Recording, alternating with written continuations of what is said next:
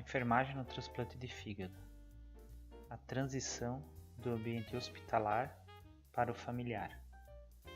O momento de transição dos cuidados hospitalares para o ambiente domiciliar é um importante ponto, se não crítico, do processo do transplante. A enfermagem coordenadora de transplantes deve assegurar, com uma avaliação pormenorizada, que um conjunto mínimo de pré-requisitos eles sejam atendidos.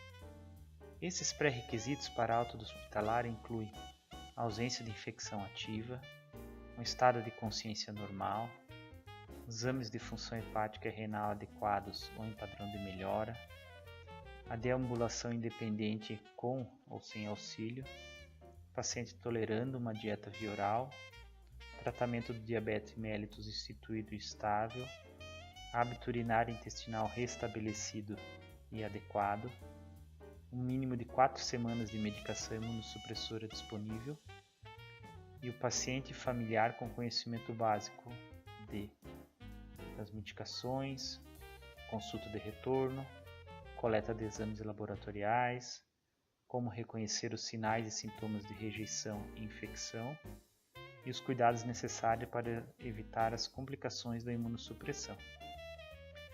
Em casos cujos pré-requisitos sejam insuficientes, a alta deve ser postergada até momento oportuno. A chave para uma transição segura é a educação do paciente e seu responsável direto, focando cuidados de curto e longo prazo. A relação de confiança entre a enfermagem coordenadora de transplante, o paciente e a sua família deve se iniciar no período pré-transplante e continuar no pós-transplante, tão logo a admissão do paciente na unidade de terapia intensiva. Nessa relação, a enfermagem coordenadora de transplante deve identificar a pessoa de responsabilidade direta dos cuidados do paciente transplantado, usualmente um familiar, que deverá ser o foco do processo de educação quando da chegada do paciente em ambiente de enfermaria. Na enfermaria, quando da convivência do familiar com a rotina dos cuidados do pós-transplante, é que os cuidados de curto e longo prazo devem ser ensinados tanto para o paciente quanto seu familiar. Técnicas devem incluir sessões de ensino, leitura, audiovisual e a troca de experiências. O método de ensino pode variar de caso a caso, na dependência de uma avaliação atenciosa do nível cognitivo do paciente e seu familiar. Traumas emocionais, estresse físico e mental podem abalar a capacidade de retenção das informações apresentadas. Portanto, técnicas de reafirmação e repetição elas devem ser utilizadas.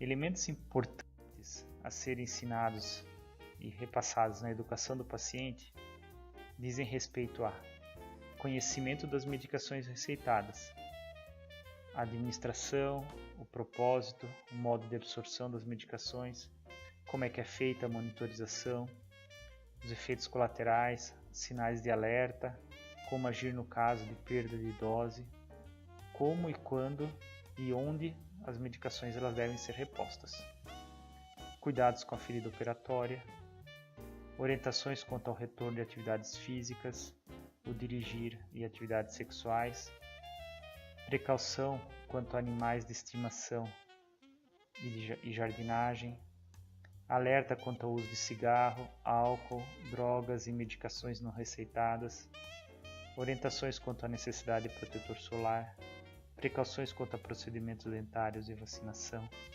e entendimento quanto aos cuidados nutricionais.